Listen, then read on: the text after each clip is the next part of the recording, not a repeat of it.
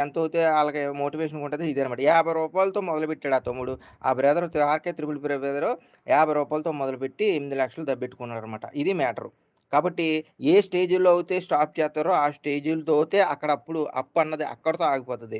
కాబట్టి ఆ brother first ఆ రూ. 50 పోగొట్టుకున్నప్పుడు ఈ బెట్టింగ్ స్టాప్ చేసుంటే ఆ 50 కనీసం ఆ 50 ఒక 10,000 అయిన తర్వాత అప్పయిన తర్వాత పోగొట్టుకున్న అక్కడితోటన్నా ఆగిపోదును.